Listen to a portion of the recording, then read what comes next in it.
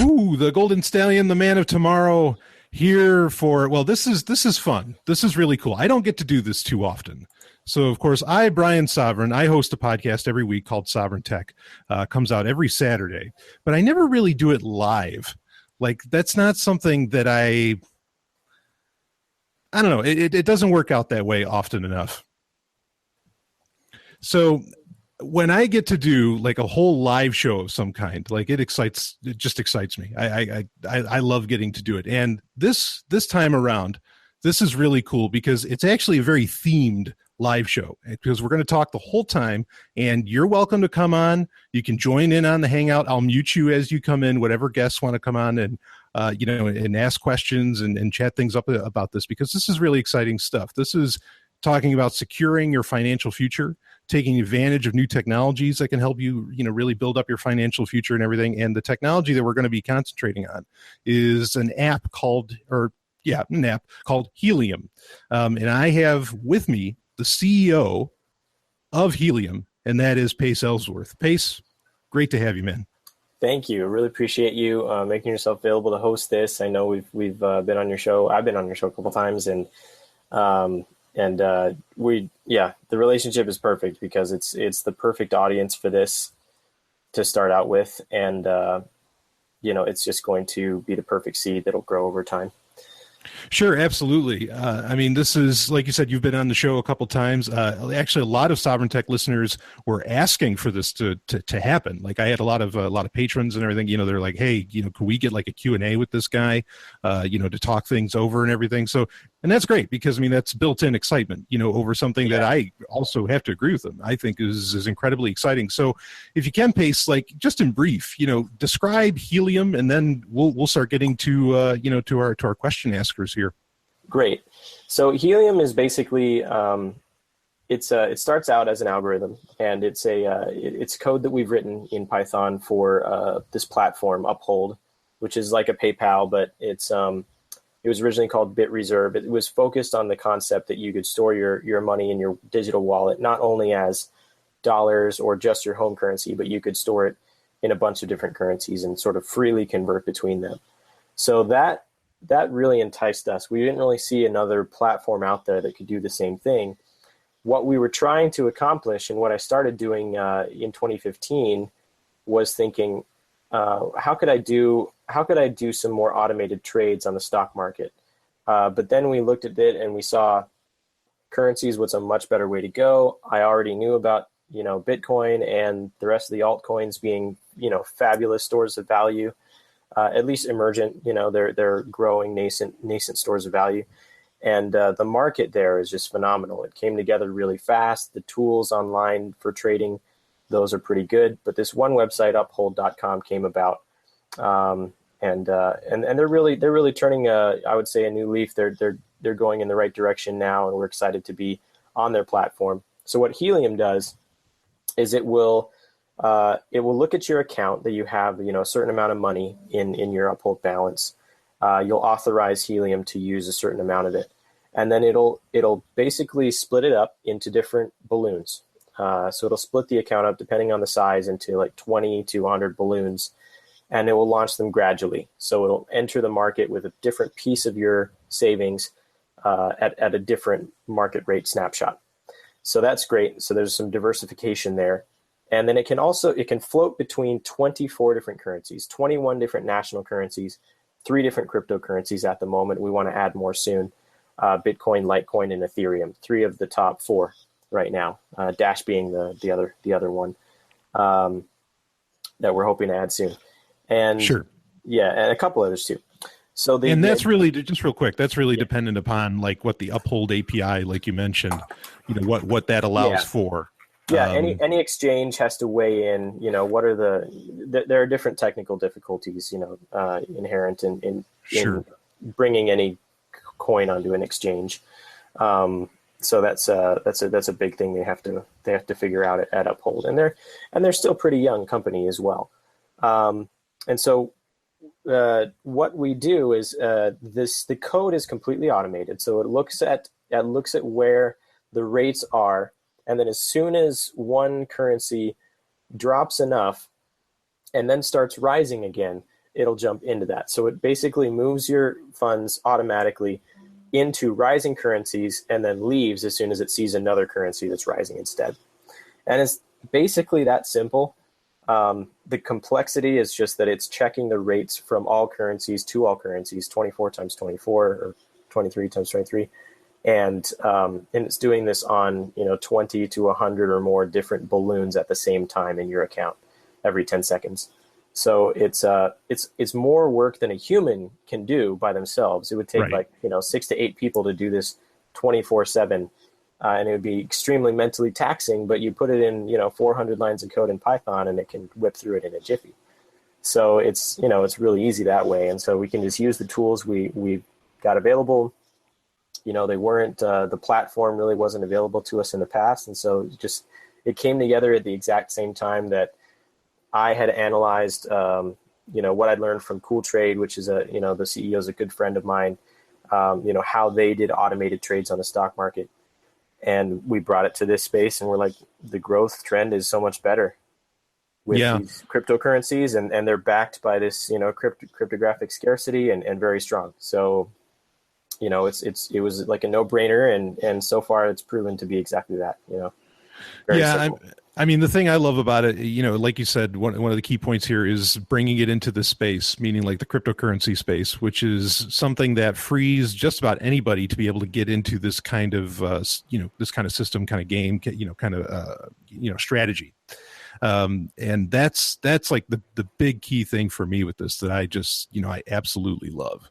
I mean, that's cool. And I'm glad you're kind of like, you got to be one of the first to do it. Yeah. It's such a weird thing to think that we're one of the first to do it. The real innovation is that we are not trading in pairs. We're not trading in a binary currency pair, which is how 99.999% of all trading is done, where you go from dollars to euros and then back, or you go from dollars to Google stock and then back. You can't trade directly Google stock for Apple stock. Right. There's no platform that allows for that. You have to go through the intermediate currency. Uphold allows for it. It wouldn't really be that hard for us to work on a platform that didn't allow for it. We would just go through dollars first because the market, the rate at that second would be the same. But no other strategy is built that way. And because of that, it's real crazy.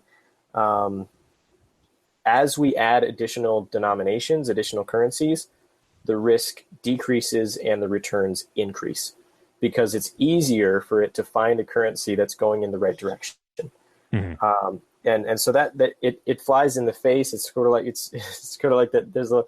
It breaks the second law of thermodynamics or something, because it's like the risk return. It's not on the risk return spectrum. It's the opposite. So it's kind of fun. And the cryptocurrencies just make it crazy because their volatility has been wild. But we can talk more about that too. Sure. Well, you get to take advantage of that. So, okay. So just to let people know how this is working, I know there's a lot of people watching live and they're actually in the YouTube chat room asking questions. I will try to get to those as soon as I can, but we've got people, right in the hangout room, ready to ask some questions and interact. So I want to get to them first. And then, in between, maybe we'll get to some of those questions that are happening in the chat room, if that works for you, Pace. Yep. Sounds good. Cool. And are you ready to bring on someone now? Let's see. Well, you did ask, are we the first to do it? There are, I started on that question. There's nobody else doing this mesh network trading that we're doing. For some reason that just hasn't ever occurred to anybody. That's the real innovation. Are there people that have trading bots for cryptocurrencies? You betcha. There are there got to be dozens or hundreds for Bitcoin, and other altcoins and things like that. And of course, for the Forex market, stock market, futures, commodities, there have been bots before, but they're all doing this old paradigm of trading, and because of that, they have to rely heavily on intense analysis of the market. We don't do any analysis, and they're basically a lot of them are seasonal because of that. They're looking for specific trends that occur rarely. Sure. we're sort of evergreen, where it's sort of recession proof and all weather. So that's really awesome. And yeah, I'm ready for questions. Yeah. I mean, and this is something, real quick. I want to mention this because we did do an interview with you for Sovryn Tech, and on that, there was a great conversation about automation. I mean, look, folks, it's taken over like that. Yeah. As far as things being automated, as far as investment and financial tools and whatever else getting automated. I mean, all this stuff's happening, and the honest people out there will tell you, yeah, humans are going to get replaced when it comes to trading and forex and a lot of this different stuff. And that's such a good thing. Like, it needs to happen Sure. very, very soon, because the alternative is to keep trusting financial advisors, basically owned by the government / Wall Street. Middlemen with very questionable incentives. I mean, questionable incentives, and they just don't know what they're doing. Sure. There's no way. Like I said, it would take six or 8 or 10 people to manage, to do the process manually that we're doing, with a really quick piece of code. And what that means is that a single person or even a small group of people can't necessarily get you the return that you could possibly get. Right.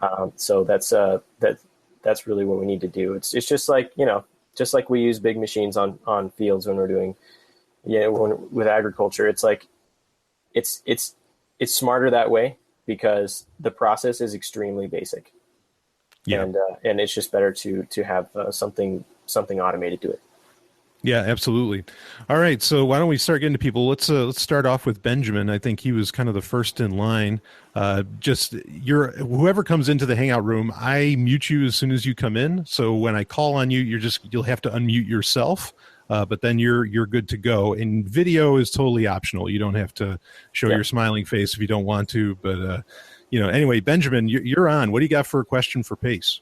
Yeah. I've read a lot of the stuff that you guys have on the website. It's great. But I'm curious, has anyone withdrawn funds from Heleum yet? Has anybody put anything in and then pull them back out? Yes. 2 people have already said, 3 people counting 1 person last year. But recently 2 people just this month said, I need to get my funds out. One of them was 2 weeks ago, and they just said, I just have some personal expenses. I need to get as much money as I can on hand. But yeah, one of them just deposited even more than they took out yesterday. So it's It's a great question. It's a great question because people want to know, like, once these funds go into this account, do they vanish? Right? Is it hold and run or what? But no, certainly not. That's great. So yeah, that's one thing. If I can just mention the private beta that we're going on right now, anybody can put in funds, any amount, and they can withdraw it at any time, any amount. So we're just trying to make it as free and open as possible in that regard. We don't need to have any restrictions on this at all. Absolutely. Benjamin, what else you got? Okay. How long have you guys been working on the algorithm? I know that you said you guys were doing it last year and you've been thinking of doing something like this since 2015. But how long have you been mucking with the algorithm and improving it? We've been working with we've been tweaking with live money on this Python code, different versions of it since December of 2015. The big reason it's taken us this long is we had the concept in mind for doing this open manner of trading.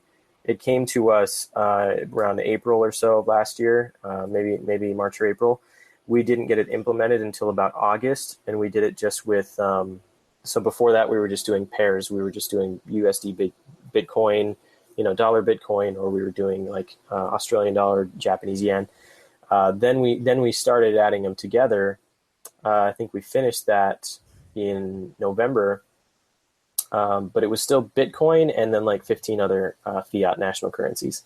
And for some reason, we didn't add Ether and Litecoin just because their exchange rates on the Uphold platform were higher. But once we did, we just 1% isn't a big deal. So we just added them in, and it just went crazy because then you didn't just have one thing wiggling up and down. You had 3 things wiggling a lot up and down, and it got really crazy from there. So since December 2015, but the huge advancements happened in November and February of this year. So that's why it's progressing the way it has. I mean, and this is pretty commonplace for an algorithm, to get pared down and, enhanced, worked on. I mean, this is run of the mill, for being, I mean, what you're doing isn't run of the mill, but as far as algorithms go, this is the process that things go through, very natural. Right. So, yeah, exactly. To bring it back to some, to like automating, like a typewriter or something, it'll start out extremely crude and then you'll figure out, oh, well, we should probably do it completely differently. Precisely. And then we made it something better, and it's not perfect yet, but yeah, it's good.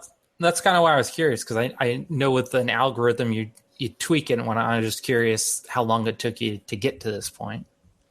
Yeah, it's been about a year and a half now, almost, with a lot of working going on in the meantime. Mostly part-time, and then we just really started going full-time in the last couple months.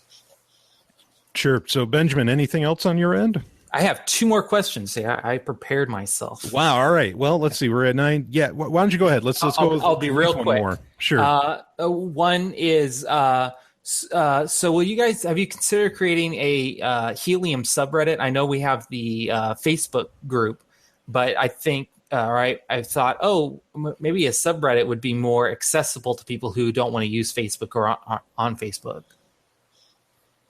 A subreddit. Yeah, no, that's a great idea. I haven't thought about doing that. Facebook is, I got some experience in my last job with managing a Facebook group. And so it was very natural. Obviously, it's just presented in a way that's great for sharing, great for media and things like that. Not that Reddit isn't necessarily, I'm just not really familiar with it yet. So I'd love to do a subreddit. That'd be great. Yeah, I think that's an excellent idea. Actually, that's a pretty good suggestion. So, that's a great idea. Yeah. What else, Benjamin? Is the worst case scenario you could foresee is a balloon jumping into a currency that's on its way down, but then it keeps going down and doesn't come up enough to pull back out of it? Like it doesn't go up enough to pull out? Yes. But, Go ahead. No, but it's just one balloon. So the chance of a catastrophe like that happening, it's only going to hurt a small amount of the total account, right? Yes. Yeah. The risk is lessened a lot because we have, multiple balloons in the system. There are, most of the time you will have balloons that move similar to each other because they're all independent. They don't look at each other at all. They don't even know these others exist. So if they all see the same market, rates at the same time, if it triggers their goal at the same time, they'll move. But we've included, since they're all launching at different times, that sort of mitigates that. So they're not all, they don't all have the same exact goals all at the same time. But if they get triggered, we added a rule that basically says handicap it. If a bunch of them move into a currency that drops too far, then increase the goal on that currency until those those balloons get liquidated. They go out into some other currency again. So it'll make it harder and harder for more and more of your account to get sequestered into that.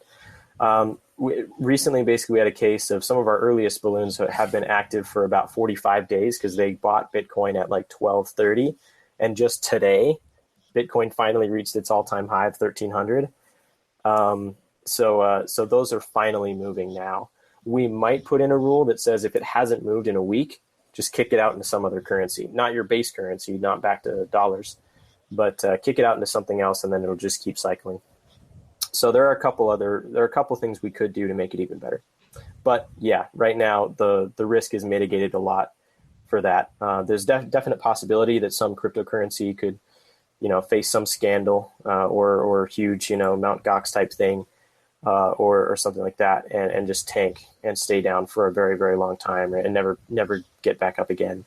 But we're hoping that we just, make enough gains on all the other currencies at the same time that kind of possibility is lessened to a great degree. Okay, cool. Sure.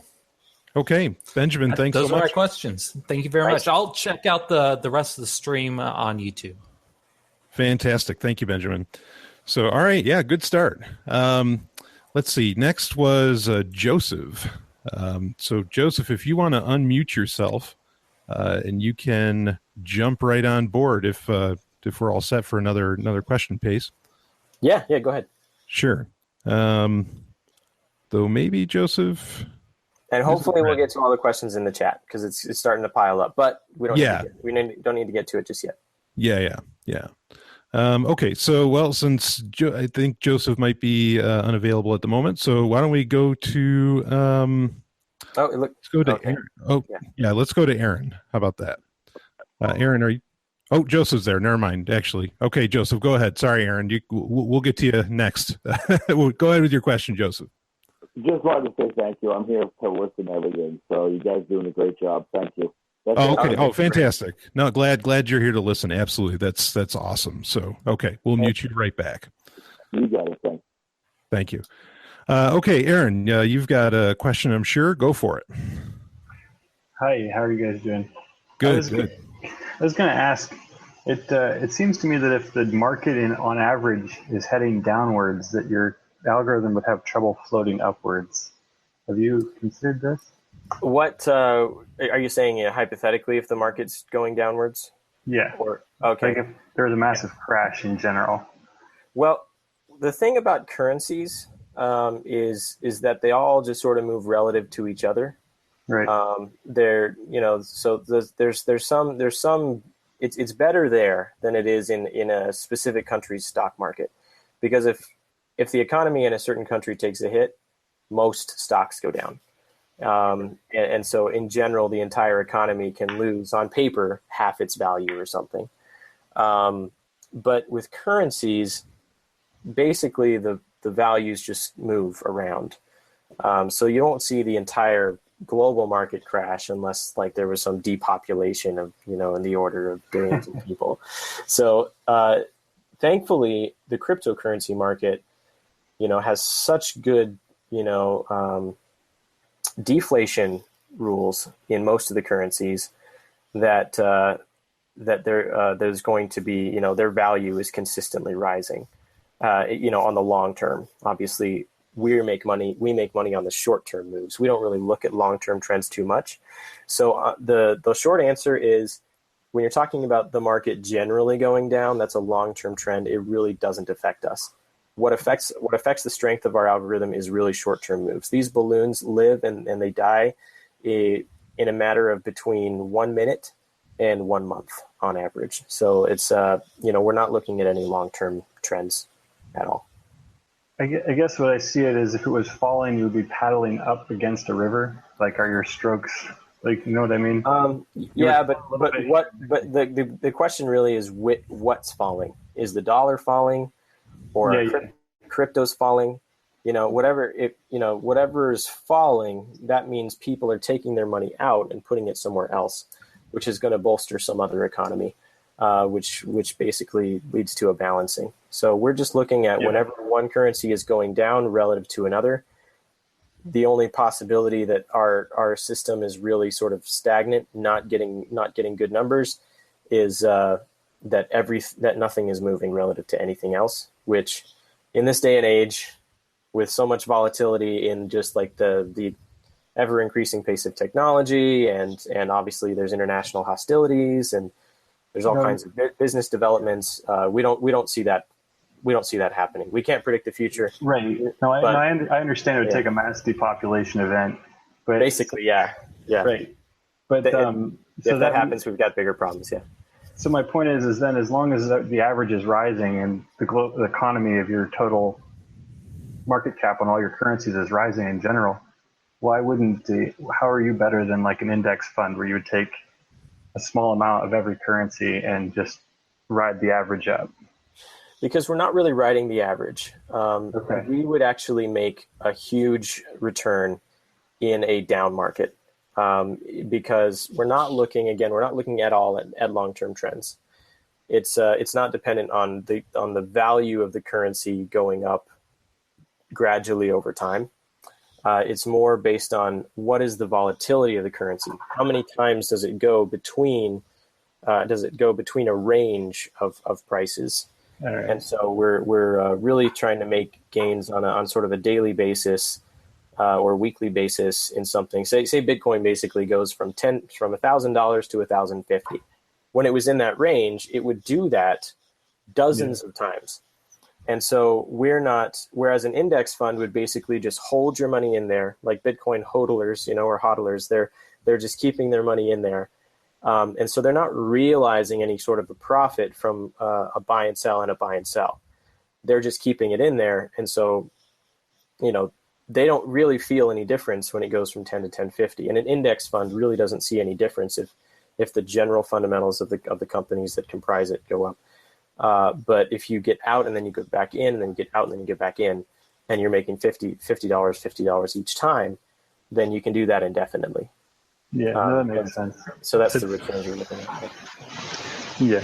I was just looking at your private beta and you were saying 2% on there, but you were projecting a lot more than that in general. Yeah, well, and that's good because we need to be able to hire developers and marketers and things like that. So, we settled on 2% because that's what we saw that we could do last year.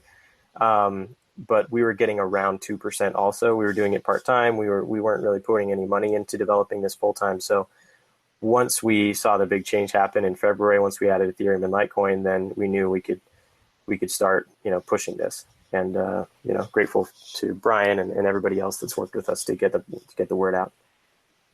Yeah, absolutely. Aaron, do you have any other questions? No, that wraps it up for me. No, fantastic. I mean, it's great questions. So making sure that all this, really flies in the direction, that we're talking about. I think that's, that's fantastic. I mean, do you have anything more to say on that, Pace? Any other, thoughts as far as what Aaron was saying? No, just just that it's pretty. I could say it's pretty safe and high return strategy right now. We don't know what's going to happen in the future, so our disclaimer is that this is because the strategy is so new. We don't know what it's going to do in all types of market conditions. Right. I'm really sort of like we got really fortunate that LTC just jumped from its 1 year price of $4 to its it was price stale. of $16. I don't know why. Nobody knows why for these things. Everybody says China, but come on. Sure. Yeah. Yeah. China. And Bitcoin is at an all-time high and Ether is at an all-time high. For that matter, so are Dash and Zcash and Monero and half a dozen or 3 dozen others. Sure. But yeah, so we got in right at the perfect time. Could it settle down? Yeah. Would it settle down below like 1 or 2 or 3% return per month? I don't really see that happening just because of the strength of the cryptos. Yes. But if they settled down and if they dropped even a little, the volatility would still be there in even just the national currencies to get us 1 or 2% per month at least. Right. Yeah. Okay. So we can look at some of the, what's going on in the chat room here, look at some of the questions. Taylor is my brother. He's the co-founder of Helium. And so he's in there to help answer questions. So, along the way, so we can just see if he's answered some of them. Sure. I mean, to some degree, I think it'd be cool to get some of the, some of it on audio, like. Oh, yes. Yeah. Cause that actually, because this doesn't show up later. So. Right. So as a private beta member, how do I check on my initial investment and its growth? Taylor did answer that. You'll see the private beta deposit, helium.com/beta. Mm-hmm. Yeah. What we're doing is we're going to dress that page up with more of our projected, plans for when we're going to launch and a little bit more in depth of the beta process. Right now we're transitioning to, if you want to put your funds in beta, go ahead and create an uphold.com account, get it verified, connect your bank, deposit through there, and then send it to us via Uphold. You can also, because right now it is a private beta. Yes, it's private. And what that means is we're capping the amount of gains we're getting. We're putting everything in a pool as we haven't set up our server yet. That's coming in the next couple weeks. And then we'll once we get that going, everything will be great. Fantastic. Okay, let's see what else we got here. Here's another one from John. Is there a way to buy stock in Helium as a company? Well, yeah, even private companies that aren't on the stock exchange sometimes sell stock. We're not really getting rid of any equity right now. Sure. Or so it's not really open. So short answer, no. It's the door's open. Maybe we'll generate a billion shares in Helium and sell them all at 1 cent a piece. I don't know. We'll see, but nothing yet. Okay, so another bit, someone kind of a testimonial saying that they already did 2.25%. Most of our depositors started just about 5 weeks ago, so that's right on track. Yeah, that's what. Fantastic. Yeah, so that's an average that you expect from a Helium user, or what would you expect? That's just during the private beta when we're giving people 2% right now. Gotcha. Per month. So. And we're expecting that to end somewhere between July and September, when during summer when we launch the app. So we'll have the web app and mobile apps launched, and we'll be testing them for about a month or so to get those in. Cool. Okay, I want to ask about some of those too, just personally, but. Let's see. Is there a minimum amount to invest to start an account with Helium? I know we talked about this on the episode of Sovryn Tech, but here would be a good place to also mention. During the beta, we're not giving any minimums. Okay. But once the app is live, you're going to need at least $50 to run it. Okay. So that's the minimum. So once you're out of beta, then it's $50 no matter what kind of currency you're going into it with. Is that accurate? Yeah, we're keeping it pretty basic. I think the minimum deposit from European accounts is like 100 euros or something like that, or from Britain it's like 75 pounds. So they have their own minimums as far as a bank transfer, but you could transfer a minimum of $50 worth of Bitcoin or any other crypto, or at least the Litecoin, Ethereum, into your Uphold account, and then it would work. We're not allowing it to run on less than that. Because we want to have at least 10 balloons active, so there's at least a little bit of diversity, a little bit of risk protection there from the diversification of the balloons. Okay, well, I mean, just jumping off of that question, will there be a cap to the amount that can be invested? What is it in the beta now? What will it be outside of that beta? The cap, no. We have a couple depositors that have put in more than 10,000, and we welcome a ton more. In fact, we have goals, big goals, with our business partners. We're trying to get at least a couple 100,000 more, realistically, to cover a few additional hires and as other contracting and server costs and things like that. We need to have quite a bit more than that in the worst market conditions. But the way the app is going right now, just getting another couple 100,000 would be fine. And so we welcome anybody that wants to put in 20, 30, 50,000. We totally understand that, there might not be a ton of confidence for that until the app is out. So there's a little chicken egg going on, but we have enough funds to have the app released, definitely. So it's just a matter of time now. Okay. Yeah, no, that's totally fair. I mean, and that's something, again, you're growing boys, right? Yeah. I just turned 30 like a couple days ago. And like, it's weird to think that I was in my 20s, for most of this so far. Now, I don't know if people are going to respect me more that I'm in my 30s, but it's like, this is my first big thing. Sure. Yeah. No, nothing wrong with that. I mean, and even just as a company, I mean, these are things that get figured out. These are things, this is the path that things take. Right. Yeah, no, I think it's a good path. So I guess I'll ask about the mobile apps. How are those coming along? Because you're planning on totally cross-platform, right? We Android, are. iOS, the whole thing. Yeah, we think why not? We want it to be accessible. Well, totally. Are you counting certain other app stores as cross? Yeah, wouldn't be counting Amazon or maybe the Windows Store. Right, yeah. You can get it on Kindle. No. No, it's we'll just keep it simple to the 90+%. Yeah, exactly. It's we're doing it. Originally, we weren't sure if we were going to have a web app, but the way the developers are doing it, and this is a company, Inspira. It's more of a, it's not like top of the line or whatever, but they're really sort of up there. The reason we chose them is because they've done development for other apps that are currently running on Uphold's app development platform. So their API. So that's part of the reason we went with them.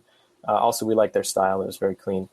So they're starting it out as a web app, and then they're going to port it to mobile. So that's it makes it pretty easy. So we can tweak the bugs with the web app first. People can start getting access to it around July 15 or so, and then we'll first come first serve sort of people that got on the beta, and if you already have an Uphold account, then we'll get you on the web app.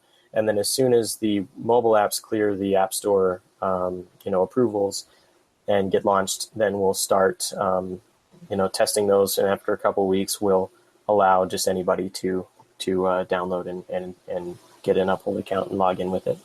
Sure. So a question that's in the YouTube chat room is, will the apps cost any money to buy, like 99 cents or something, or no?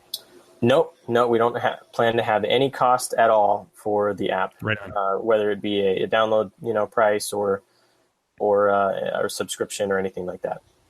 No, okay, that's fantastic. Yeah, I mean, I think that makes a lot of sense. I mean, even just real quick, something that I've been reading a lot about recently, what they call progressive web apps, where honestly, like, everything's kind of becoming a web app. So, and when it gets to that point, like, I don't even know how people could charge for an app if everything really just does become a web app, say years down the line or something like that, which I expect Heleum will still be around. So, yeah. I mean, we plan to go, we plan to make it a lot more multimedia, and just have fun with it, make it a really fun app experience. Sure. Down the road. Yeah. Sure, absolutely. Okay, so let's see. Another question here from the YouTube chat room. How fast can we access our money if we choose to take it out of Uphold? Well, let's see. How fast can we access our money if we choose to take it out of Uphold? Right now, Uphold's ACH process in the U.S. is really slow. It's about 7 days. Okay. But in Europe, it's 1 day. With Bitcoin, it's the Bitcoin network. You can get your money out in hours. Right. As far as having a confirmed transaction. So yeah, I mean, it's pretty easy to get it out. They're not really slowing it down. I think in the U.S. it's mainly it's just a regulatory compliance thing. They're trying to make sure they're dotting all their I's and crossing all their T's, but they're planning on speeding it up. And so I think they're going to have some announcements on that soon. Sure. So, yeah. So you're kind of like, you're beholden to, say, whatever, regulations exist around a certain currency. I mean, obviously the digital currencies, that's part of the excitement, is they don't really have much that you have to worry about. So not a ton. The U.S. Right. The IRS tax treatment for Bitcoin and all current altcoins is the strictest in the U.S. Mm-hmm. But still not that big of a deal, and we'll provide statements and things like that. Uphold really will provide statements, but I think we're going to help them provide them. So yeah, it's unfortunate. If the question is how long, like if all your money's out in these balloons and they're in different currencies, how long does it take to withdraw them?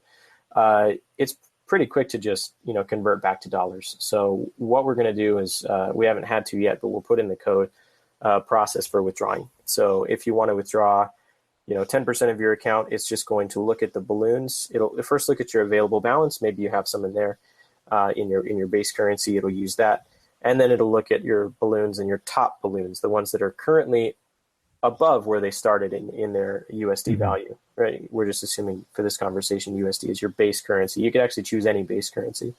But yeah, so it would look at whichever ones are highest, and it would pop those manually, and then send your funds out to your bank. Okay. Well, I mean, that's very straightforward. Yeah, pretty basic. Yeah. So what's the relationship? Because it's been a little while since you and I have talked on it. I mean, like, how's your relationship with Uphold? I mean, like, are they working really tightly with you? Because you're just, you're more or less just taking advantage of their API. Yeah. If this were like, if we had we're trying to build on some, development platform for Apple or something like that, or Google, like, they wouldn't give us the time of day. But right. we've had a number of meetings with their executive team, and they are just, they're really excited. Like, I don't want to sugarcoat it. So you'll wait and see, but they, they're really excited to help us get launched. And so we're looking forward to their cooperation, their help. because we do sort of need their help.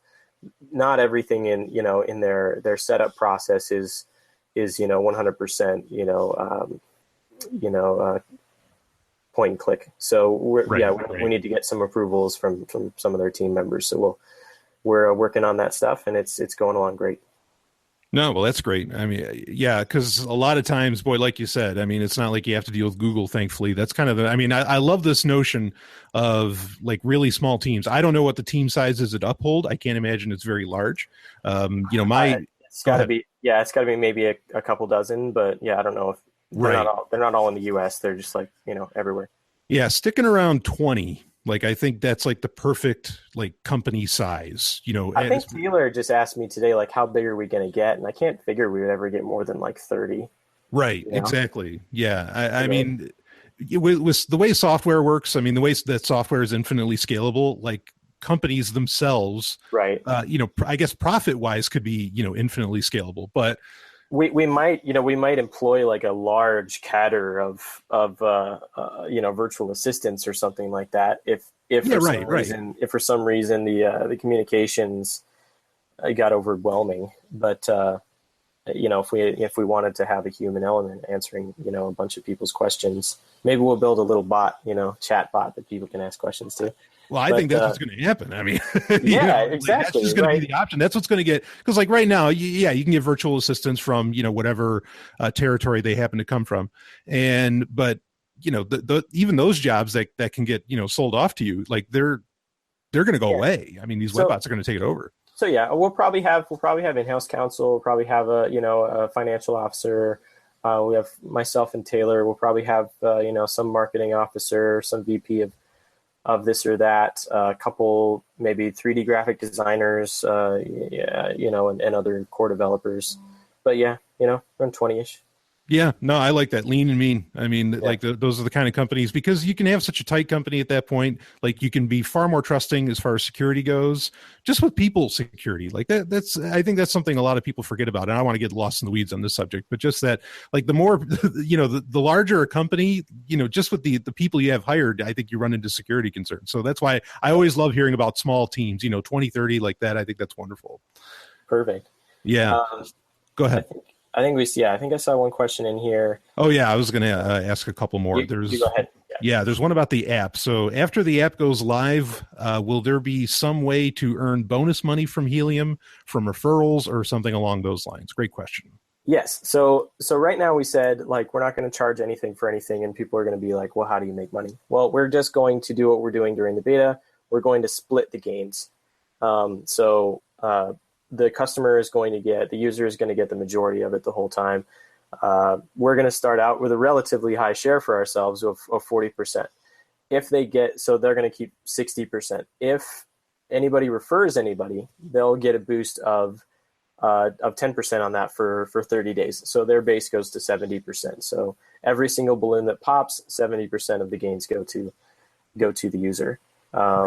And then we're going to add other ways. Like if you reach some new deposit, high watermark for deposits that you've put in, then you'll get another bonus for a week or for 30 days. And other things like that.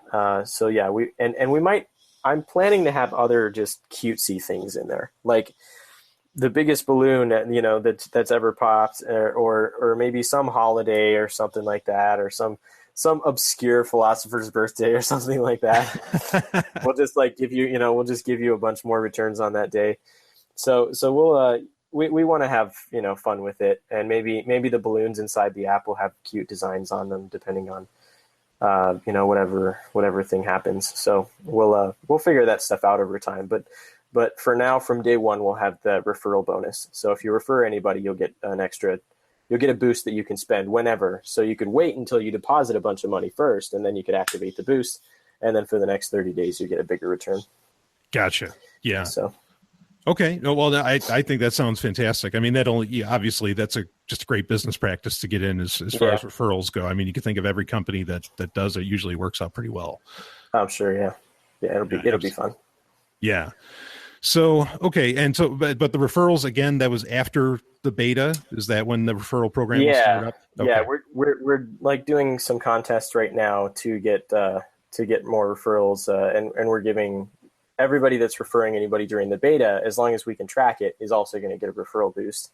And so a lot of people are going to start with 5 to 10 or more. So that's really good for them. But that's something that's going to be available from day one, but only as effective as soon as the app hits. We wouldn't want people to use those now anyway, even if we had a method for them to choose to do so, because we're only giving them 2%. So we'd prefer that they boost 5% to 6%. It's in their best interest, sure. Instead of just 2 to like 2.3 or whatever. Sure. So, and just to reiterate, when are you looking to be out of beta again? July 15th, we're going to start moving people onto the web app, and then we believe we'll be finished and 100% green light on September 15th, and that's when we can open the floodgates and let anybody sign up. Yeah. Nice. Very nice. Let's just see if we got any other. I'm actually pleased at how many viewers we've got. See how many other questions we've got. Nothing in there exactly. But yeah. I am, something I'm curious about is as far as with Heleum goes. Now, like you said, you're kind of beholden to the Uphold API and like what cryptocurrencies that they allow for. This is just something I want people to know. Like you're not against any of these cryptocurrencies. It's not like you're playing favorites. It's not. Yeah, it's what's technically feasible. It just so happens that the ones that have the most infrastructure right now are Bitcoin, Litecoin, and Ethereum, and so they were sort of the easy pickings for Uphold to start using.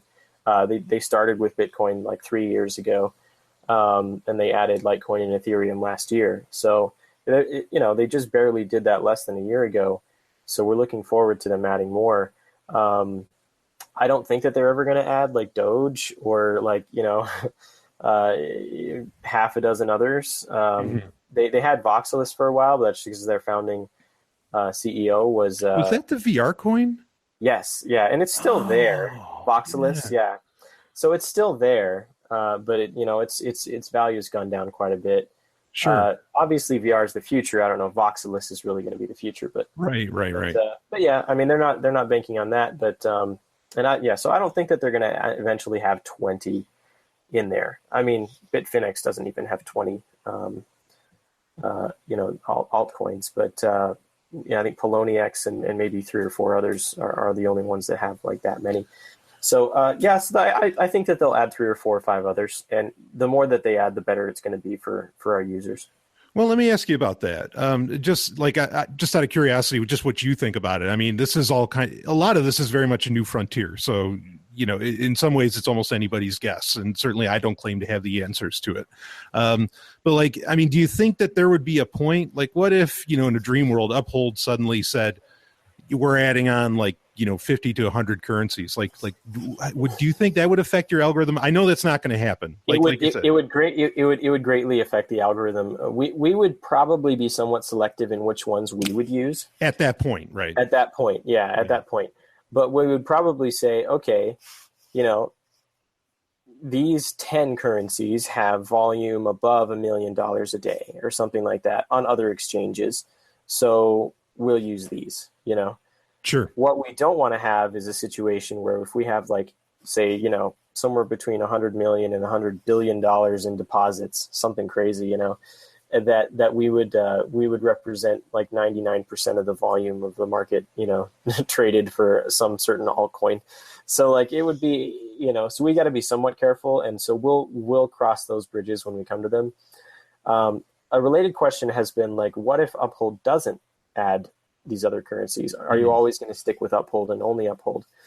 We're not really closing the door on working, on some other, directly on a crypto exchange or directly on the Forex market or somehow porting this and this concept to the stock market. So there's no real limit to where the trading model could go. And we want to give people some options. Uphold, is fairly well, they do KYC, so they require your photo ID to get a verified account and to use Heleum. Right. So a lot of people are going to have a problem with that. And if you do, then You might have to wait for us to get enough of our developers time to create a crypto only version on a crypto exchange, or we'll open source the software. You can use it yourself on some other exchange, something like that. But that's awesome that you have that in mind. Yeah, because I agree. I mean, at least you recognize that, and I don't even want to say it's niche, because I almost feel like that's an insult, but it's not. But I mean, but it is kind of niche right now. Like people that are really that concerned about privacy, identity, and all that. Yeah. That's a community that is looking to, they want to take advantage of financial tools as well. I'm glad you at least recognize them. That's awesome. Yeah, one of the goals of the community is to become mainstream, which is counterintuitive to the way they act, obviously, but they're acting out of self-interest, and that's fine. But to become mainstream is part of our goal and part of the reason why we're using Uphold, and so people can, the regular rabble, I like to use that word a lot. The people that are looking for a secure, sort of authorized way to use money, so that's fine by us, and mainly it's so that we can introduce cryptocurrencies to people that are using national currencies. That's the biggest reason for using Uphold. So it's not purely on a forex exchange where there's no crypto involved, and it's not purely on a crypto exchange where nobody's going to hear about it. Right. So we're hoping that Uphold gets a big platform, in the mainstream, so that we can introduce a lot of people to Bitcoin, Litecoin, and Ethereum, and create a counter economy in there. Yeah, absolutely. No, I think that's the right move. To try and get as many different communities, kind of on board with it as you can. So okay, let's see. We got a 9:50. I think we were planning on this being about an hour. Yeah. I mean, what do you have? Is there anything else? Any big developments that you want to get out there that maybe people hadn't heard about? Well, let's see. So just to go, if we can go a little bit deeper into like some of the features that Helium's done, we a while back when we started it, we found that the way that we'd set up our goals, sometimes balloons would pop as some negative amount. And it was totally possible. And a couple ways this is possible is, it's floating out in some other currency that while it's in Litecoin, say Litecoin drops to the dollar, and then we had this goal to get back into dollar. And so we go from Litecoin to Mexican pesos and then back to Bitcoin or something. But we're at this new normal for what the dollar ratio is to Litecoin. And so right. we get out at a loss. Well, we changed that. We changed that goal to a couple months ago, and then we still realized that there was something else in our code that was causing negatives. So some balloons would pop at like negative 0.5%, something like that. So we just added something else in there that says, "Don't ever move if you're going to move negative." And some people are like, "Well, losses happen. That's okay." But we're like, no, if we can code it out of existence, we just do. So it'll just keep floating around until it gains something, and then it'll come back into dollars. So, if there's anything that people find as like a drawback or some negative to Helium, I want to know about it so we can see if we can fix it in the code, and then make it better. So that's the only one I could really think of at the moment. Yeah, no. Well, I mean, and that's another thing too, and really this kind of speaks to, it's actually, something you said earlier about like you're like with Uphold, you're not having to work with Google. I mean, the beauty of small teams. Just holding this event. I mean, there's already a great suggestion, not necessarily a technical suggestion, but hey, let's what about a subreddit, for Helium and everything? Like, wow, great idea, And so you guys, I mean, you're all very approachable with ideas, and you're open to hear from the community. Absolutely, right.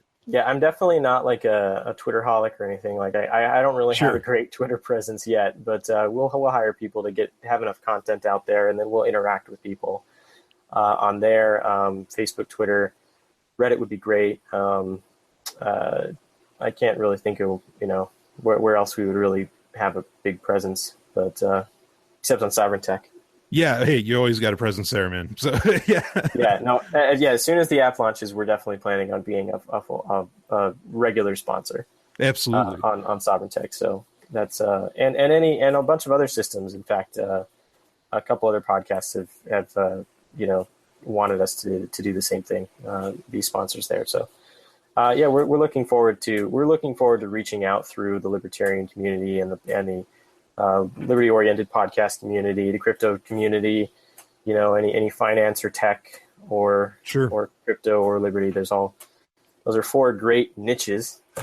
That we can go into, and then from any one of those could spring us onto the jumbotron of Engadget or whatever. Sure, next level stuff. Yeah, I mean, and again, I just want to reiterate this. I mean, the thing that for me that I really like about Heleum is just the fact that, unlike a lot of other, and you want to be careful with terms, but effectively, unlike a lot of other investment stuff, I mean, usually there's so many hurdles you have to go through. There's so much red tape. I mean, it's just madness. And so to only need what'd you say? It was $50, right? Yeah. To only need $50 and maybe deal with a touch of whatever KYC or something. I mean, the paperwork, photo ID, but beyond that, like the paperwork is nothing. It's going to be really easy. It's not something where you have to physically sign a lot of disclosures. You will agree to the terms and conditions of uphold.com and Heleum, which basically says, you're responsible for choosing to do this, and you understand what the rules are in the program and how they perform, that you are putting your money at risk as you would in any financial area. But yeah, we're looking forward to making it, very mainstream and extremely easy to use. Yeah, no, and I think you've got it. I mean, again, just to have that low barrier to entry is so important. With any technology, with any new app, with anything like that, you want to have that. But then when it's a financial tool like this and a strategy like that, that's huge. That's another thing. Uphold, another reason why it was so easy for us to start this up is Uphold, makes very clear any app that works on their developer platform, they are the ones being responsible for the securities regulations, and the anti-money laundering and the KYC. So and they've emphasized that to us a number of times. They're like, sure, you guys are covered under our own liabilities and things like that. So we really appreciate that facility that they're providing. Because if we went directly to some other exchange, that we wouldn't have that. We'd have to sort of, if we really wanted to be safe, legally, then we would have to build our own legal apparatus and have our own securities licenses and things.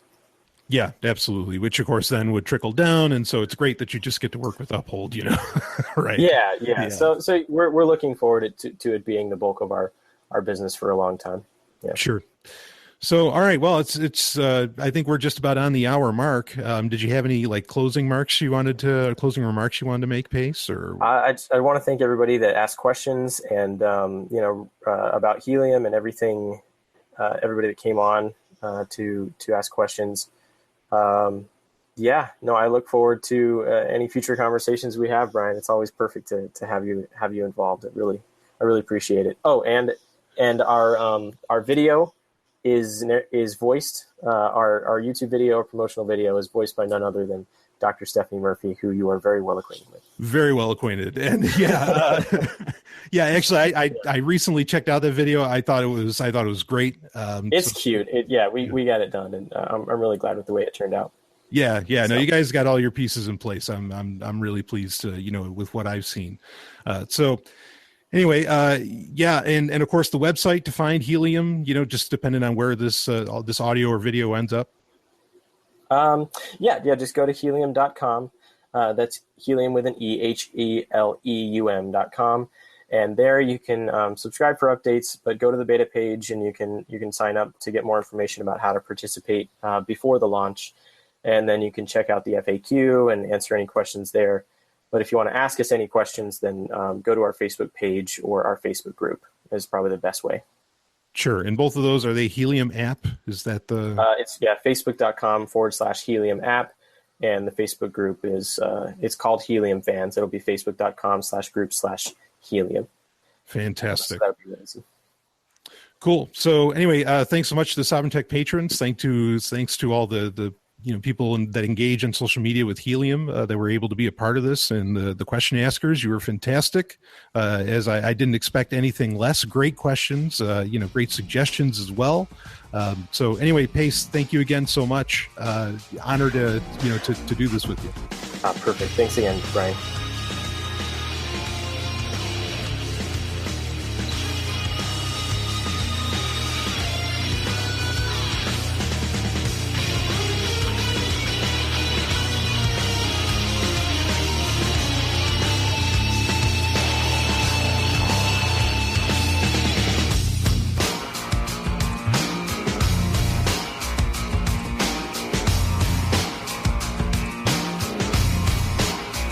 You just experienced Sovryn Tech.